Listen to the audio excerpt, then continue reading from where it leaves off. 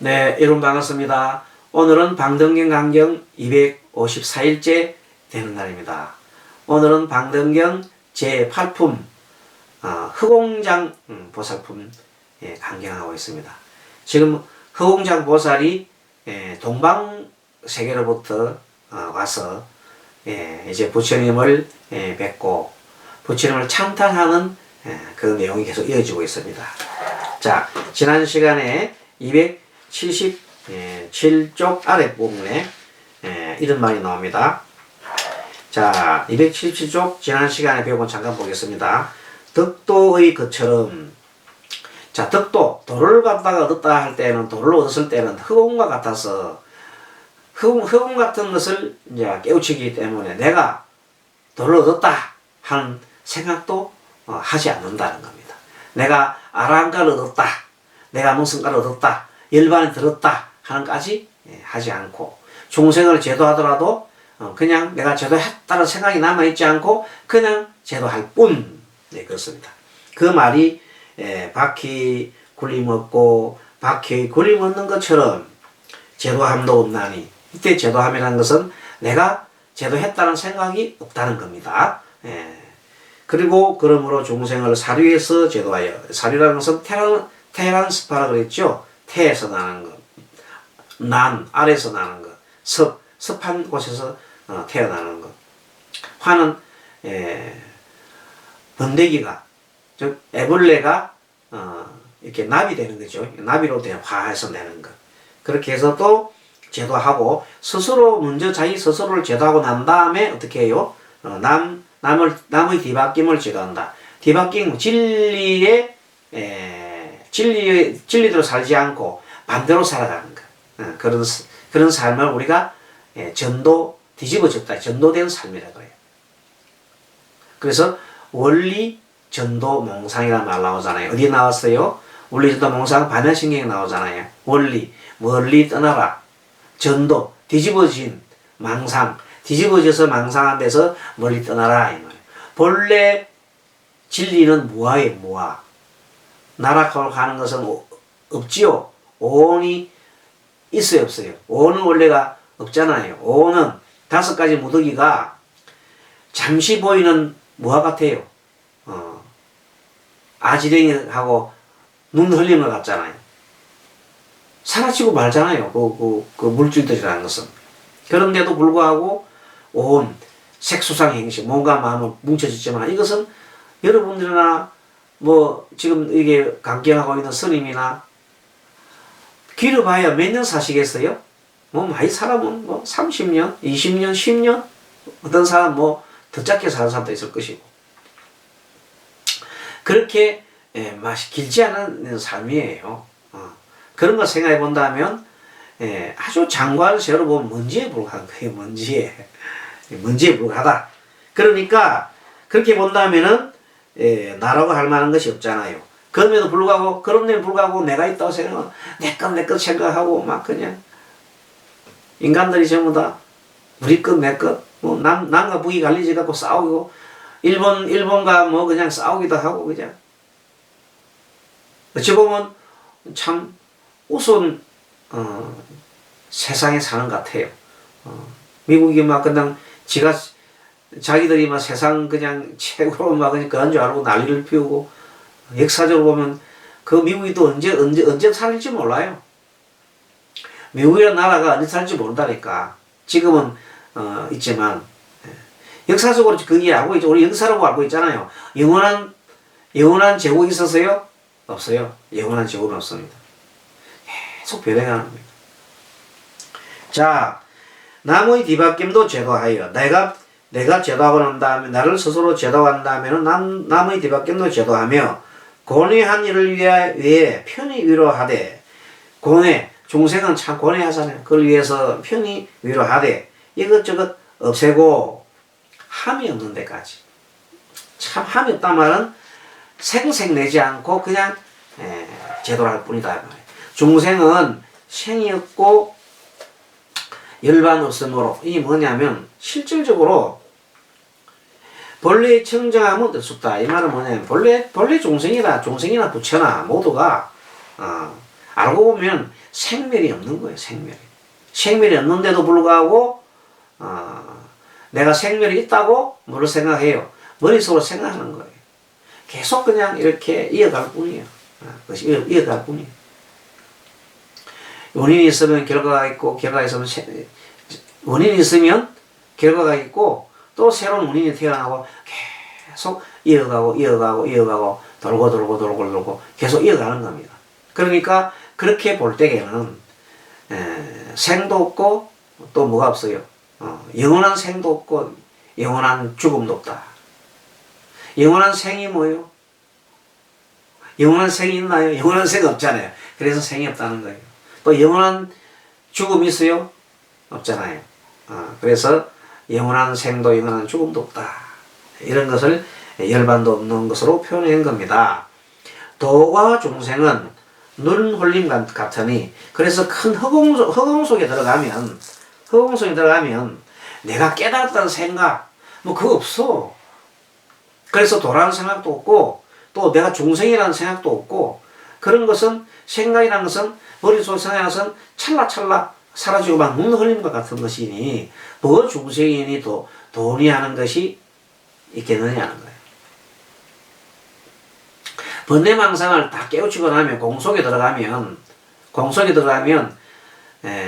뭐가 안이비서신이도 없고 육근도 없고 그걸 바라보고 경계도 없고 거기서 일어나는 육식도 없고, 그러니까 망상도 짓지가 않고 그 모든 것에 그러니까 그게 집착할 이유가 없잖아요.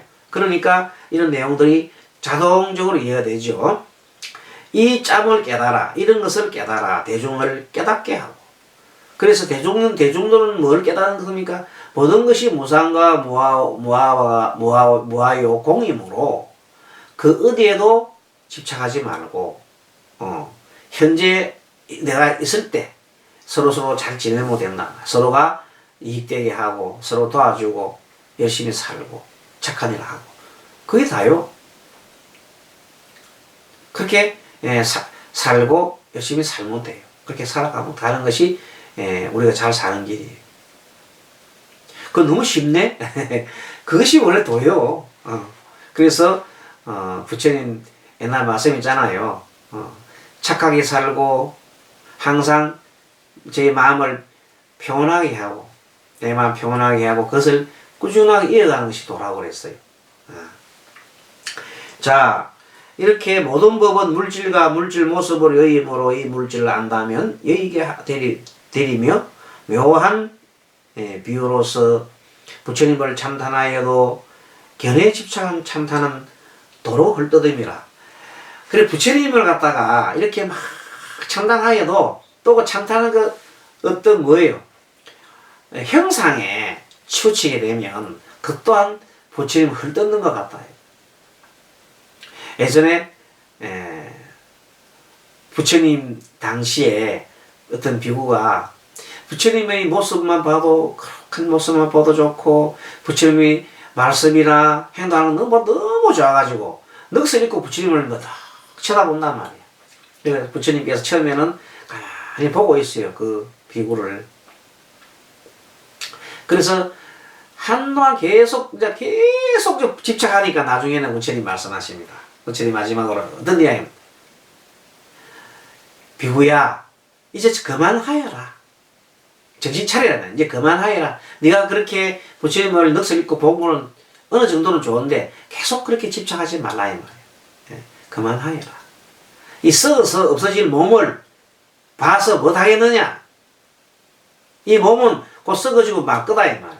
지금 너가 볼 때는 내가 훌륭하게 보이는 것 같이 보이지만 결국 썩어서 없어지고 말 거 아니냐 이 말이에요. 그러니까 그 몸뚱아리를 보지 말고 내가 하는 가르침, 진리의 길을 기울이라.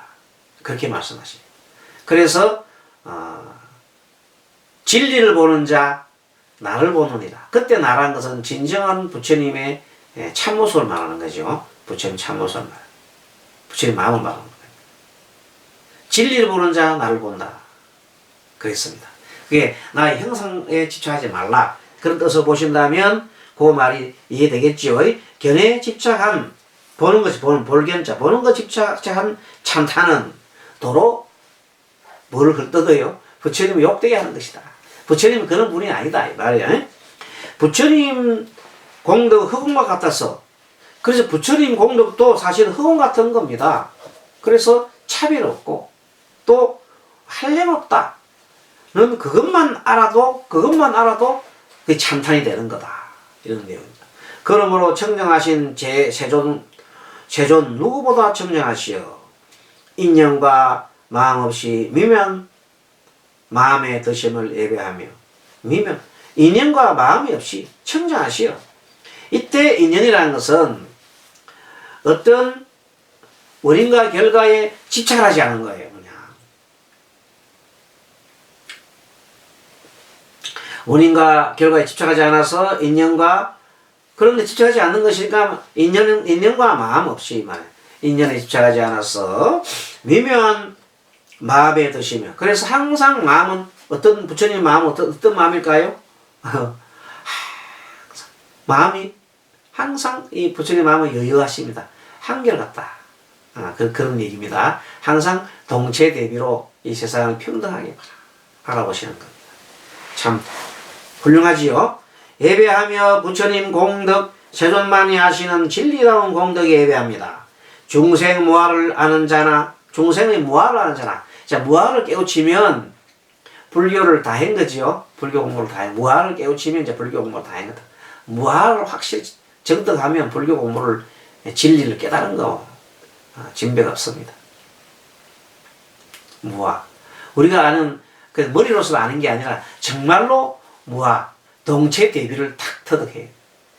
우리 방등경의 지심서가 뭡니까? 방등의 지심서가 동체 대비지요. 동체 대비 혹시 책을 아직 보지 못한 우리 법원님들은 신청하시면은 무료로 바로 보내드립니다. 해인선언으로 신청해도 되고 정토사로 신청해도 됩니다. 그거 보고 전화번호 다 나와 있으니까 그거 보고 신청하십시오. 그러면 уп송해 드리겠습니다. 자 이렇게 해서 중생 무아를 아는 자나 모든 법의 애욕의임을 아는 자나 법의 몸을 볼 수 있는 자라면 부처님 보고 곧 시방 부처님을 공양하리라. 이렇게 이제 부처님을 찬탄한 내용이 됩니다. 참 크게 찬탄했죠. 그렇습니다. 허공장보살 이 개성을 말한 끝에 즉시 묘보장음도량과 묘보장음도량을 우리가 부처님이 계시는 보방궁이라고 했죠. 보방궁 허공이 있습니다. 허공에 만들었습니다. 허공 속에 여러 법에 청되는 그 허공에 법에 청대가 이렇게 있는데 그것이 6가지로 진동하고 6진동하죠. 보통 보면 큰 깨달음이 있고 큰 부처님을 광명이 있을 때는 6가지 진동하죠. 이걸 보고 뭐라 합니까? 경사스러운 거. 아주 경사스러운 상스러움을 징조라고 그래요. 온갖 대중들은 마음이 깨끗하고 즐거워 기뻐 날뛰면서 일찍이 없었더니라고 참탄하고 다 허공장보살에게 말하였다. 참 허공장보살이 오니까 정말로 이 대단한 일이 벌어지네 하고 이제 다 이구동성으로도 허공장보살을 참탄한다. 이 미묘한 개성을 잘 말씀하셨도다. 만약에 선남자나 선여인으로서 이 법을 행하는 자가 있어 꿈속에서라도 법이 있음을 보지 않는다면 꿈속에서라도 법이 있음을 보지 않는다. 참 재밌는 표현입니다. 자, 이 무슨 소린가? 꿈속에서라도 법이 있다 없다 어떤 법이 있다 없다 하는 그 상에 머무르지 않는다면 이 말입니다. 그렇게 해석하십시오. 자, 법이 그냥 없다 단순히 법이 없다 하지 말고 법이 있다 없다 하는 있다는 그 생각에 집착을 하지 않는다 이 말이에요. 그렇게 한다면은 점차로 다 허공장보살과 같이 사자의 부르짖음을 얻으리라. 그 모든 내용이 보면 방등경이나 금강경 내용 보면 그 어디에도 집착하지 말라 그래요. 그러니까 어떤 법이 있을 때도 그 법조차에도 법이라고 하는 것에도 집착하지 말라는 거예요. 법에 집착을 하게 되면 법상에 걸린다. 이 법상 얘기하면 또 예를 들어 하나 알고 있지요. 이제 너무 예를 자꾸 드니까 저절로 알겠지요. 어떤 애냐. 그래도 처음부터 듣는 분이 있으니까 얘기를 합니다. 자, 초보 불자가 절에 왔어요. 왔을 때 주변에 먼저 온 고참 불자들이 뭘 해줍니다. 안 내려주잖아요. 절에 와서는 초도 공양 올리고 쌀도 올리고 뭐 스님한테 절하는 법도 부처님한테 절하는 법 다 가르쳐줘요. 그래서 이제 기분 좋게 한날은 와가지고 뭘 해요. 스스로가 이제는 자기 스스로가 알고 초 올리고 그 다음에 꽃도 올리고 뭐 아주 이제 공양 올리고 기분 좋게 절도 하고 이제 했단 말이지. 그러고 난 다음에 기분이 너무 좋아가지고 그걸 하고 나니까 굉장히 뿌듯하거든. 그래서 이제 자기를 인도한 고참보살한테 얘기했더니 고참보살이 쉬 이러면서 안 돼. 그런 말 하는 게 아니야. 상을 내면 안 돼. 보실하고도 보실했다는 상을 내면 안 되는 거야. 그거는 아무 소용도 없어. 뭐 이렇게 얘기했답시다. 예를 들어서. 그러면 그 사람이 뭐야 이거 소용도 없다니. 그러면 나는 뭐 보시하지 말라는 거야 뭐야. 이렇게 아직까지 그 무주상 보시를 이해할 만한 위치하지 않은 그 초보 불자한테 그런 얘기를 하면 안 된다는 말입니다. 그런 사람한테는 어떻게 해야 됩니까? 머리 쓰다주면서 아이고 잘했다. 아이고 우리 보살 잘했다. 참 그렇게 하는 거야. 그렇게 하는 거야. 복 많이 지었네. 이렇게 칭찬하면 되는 거예요. 그게 다야. 그런데 건강기억 좀 읽었다고 무주상 보시만 얘 끄집어내고 막 그러면 안 된다 이 말이에요. 그래서 법의 상에도 머무르지 않고 그 어디도 머무르지 않는 마음을 낼 때 비로소 정말로 이 허공장보살 같은 분이 되는다. 이런 뜻입니다. 그때 허공장보살은 이 같은 개성으로 부처님을 참단하고는 부처님께 또 살해했습니다. 세존이시여 제동께서는 한량없는 직인을 지니시어 모든 종생들의 근기에 순숙함과 근기에 순숙하는 거죠. 근기에 딱 맞게 순숙하지 않는 것을 근기가 순숙했다 이 말은 이제 딱 찼다 말이에요. 근기가 뭔가 순숙에 익은 거죠. 어떤 근기에 익었는데 아직 익지 않은 사람도 있고 익은 사람도 있어. 그 어떤 근기가 익은 사람이 있고 덜 익은 사람이 있단 말이야. 그렇지만 아직 덜 익었거나 덜 익었거나 간에 그것을 알고 밝게 통달하사 그 두루 다 받아들여야 돼. 어떤 경우냐면 아직까지 근기가 덜한 사람도 받아들이고 근기가 확히 해서 이제 활달한 사람까지 다 받아들여줘야 되는 거예요. 그걸 보고 뭐라 그래? 허공 같은 마음이라는 거예요. 온갖 어둠을 제거하시며 온갖 어둠을 제거하시며 분명한 이치를 잘 말씀하여 여러 글귀의 뜻을 분별하시기 때문입니다. 그렇습니다. 세존은 때를 알아. 그게 언제든 그 때를 안다 말은 뭐냐면 어떤 얘기를 해가지고 그 얘기를 할 때 어떨 때는 말을 하지 않을 때가 있고 말을 할 때가 있고 그런 때를 알아서 말을 하거나 말하지 않거나 하는 것을 잘 진퇴를 잘 하시는 것이 바로 부처님의 큰 지혜라고 할 수 있습니다. 자, 그래야 그때 해야 확실하게 뭐 할 때 소가 또 목마를 때 물러줘야 되는 겁니다. 목도 안 마른데 물러주면 안 먹어요. 마찬가지로 아직 법을 설할 때가 아닐 때는 법을 설할 필요가 없다 이 말입니다.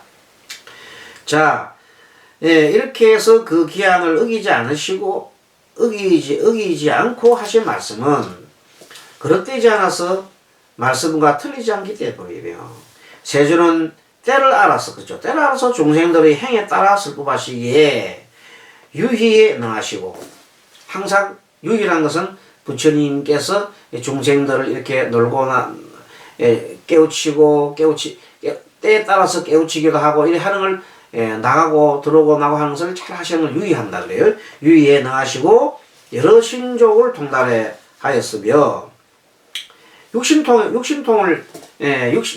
있죠. 여가 육신통이기 때문에 여러 가지 신통력으로서 통달하기 때문에 어떤 사람한테는 숭명통으로서 전생을 얘기 줌으로써 깨닫게 해주고, 어떤 사람은 미래에 대한 얘기를 해주기도 하고, 또 어떤 중생한테 대해서는 또 마음, 흔히 그대의 마음이 그대는 이런 마음을 이런 생각을 하고 있었느냐 이러면 깜짝 놀라잖아요. 그 경전에 많이 나온 너는 그런 생각을 하고 있었느냐 이렇게 하면 깜짝 놀래가 네 부처님. 그러면 바로 뭐가 돼요? 설법을 하게 되면 그게 쏙쏙 들어오잖아요. 예, 그렇습니다. 중생들의 심행을 잘 관하여 중생들의 심행, 마음과 행동을 잘 관하여 체득하시고, 그 부처님만의 참 위대한 그 점이 그겁니다. 중생이 근기를 흔히 안다는 것. 온갖 법 가운데 물덤이 없고, 그러면서도 온갖 법 가운데 이 법이라는 것은 지난번에 말씀한 요때 온갖 법이라는 것은 666법이라 소개하면 됩니다. 666법 다시 얘기합니다. 666법이 뭐라고요? 6가지 권위, 6가지